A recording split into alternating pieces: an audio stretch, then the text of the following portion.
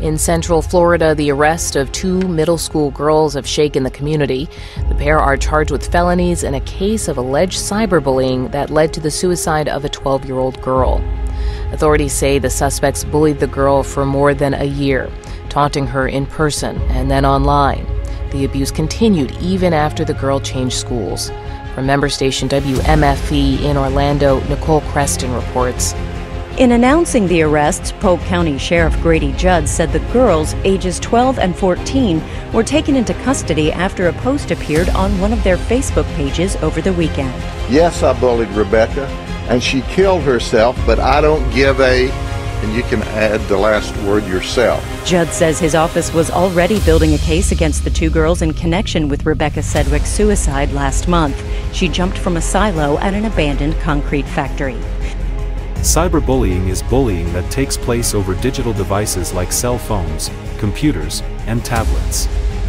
According to Pew Research study of 2022, in total, 28% of teens have experienced multiple types of cyberbullying, which include offensive name-calling, spreading of false rumors about them, receiving explicit images they didn't ask for, physical threats, constantly being asked where they are, what they're doing, or who they're with by someone other than a parent, having explicit images of them shared without their consent. How to protect your child from cyberbullying.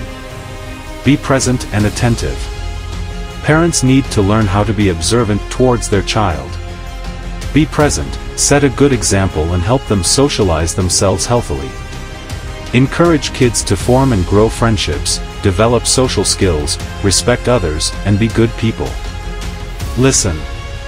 Offer your child comfort and support if they are being cyberbullied. Don't get angry or frustrated with them for not being able to fix or solve the situation. Instead, listen, learn, empathize and understand the problem and their feelings. Listen to your child's questions, complaints, or opinions of online use and social behavior. Learn with your child and help your family build a better understanding of growing up in today's digital world. Talk about what, and what not, to do online. Communicate and talk with your kids about bullying, about healthy use of technology and digital devices, and about the right/wrong behaviors online. Ask your child about their online friends and online activities. Educate them about the difference between real friends and online friends, and the right and wrong ways of communicating and connecting with others. Share your own experiences or problems faced online.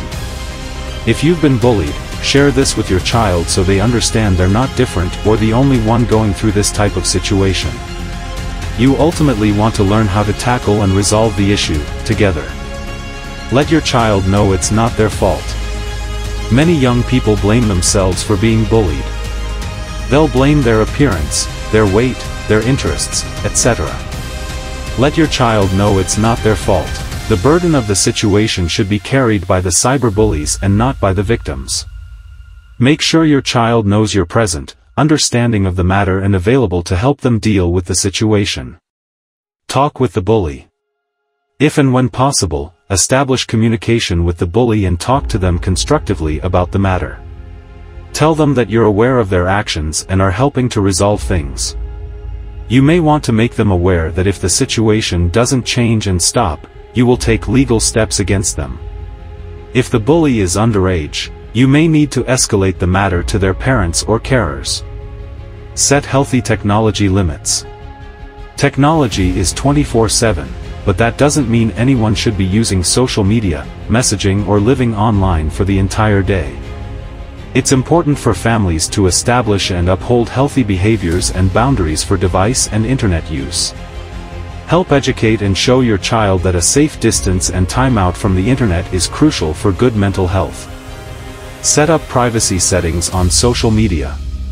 Talk with your child about enabling and enhancing privacy settings, such as private profiles, blocking messages, etc.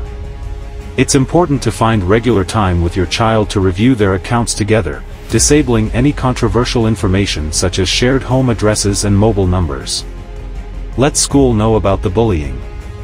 There's a chance that the cyberbullying might be carried over to the real world at school, directly or indirectly. With your child's agreement, inform the school about the matter and seek their support where possible. You may find that the bullying started there.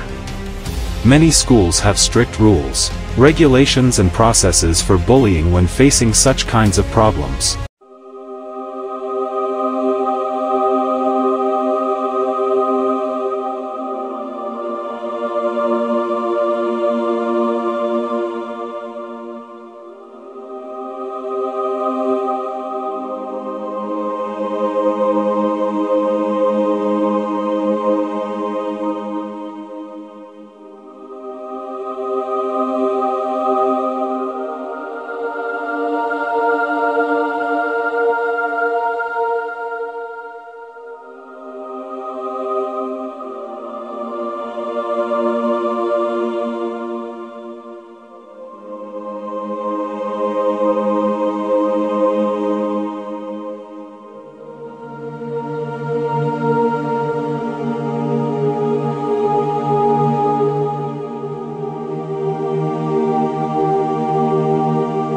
I pray that nobody here knows this kind of pain, this pain of losing a child. I am totally convinced that this is the worst pain that a human being could ever encounter in a life, is to lose a child. You all are loved beyond belief.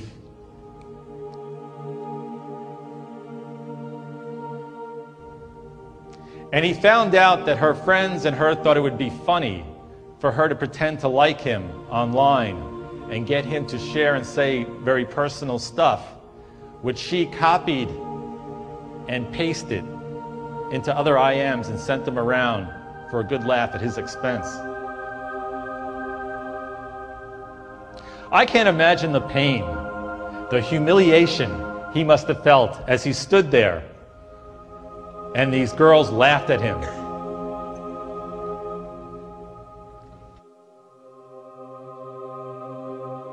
The group that we need to reach first and foremost is the bystanders.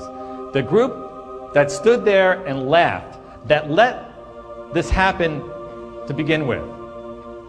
The group that was too scared to step in and say, hey, this isn't right.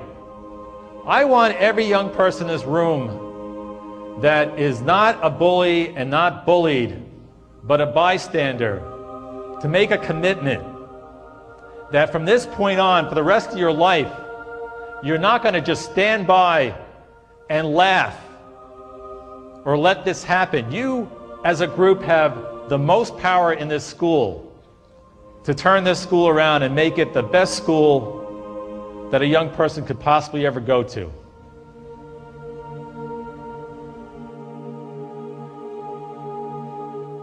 I can't stress enough to you guys what a terrible mistake my son made. And I pray that any young person in this audience that feels the way Ryan felt, that you give life a chance. I promise you, things work out in the long run. You haven't lived long enough to know that this is such a short period of your life.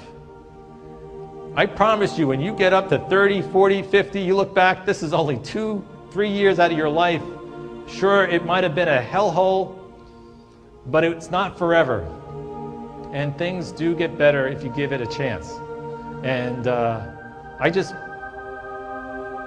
hope that you guys have the courage to step forward and ask for help when you ever feel the way Ryan felt.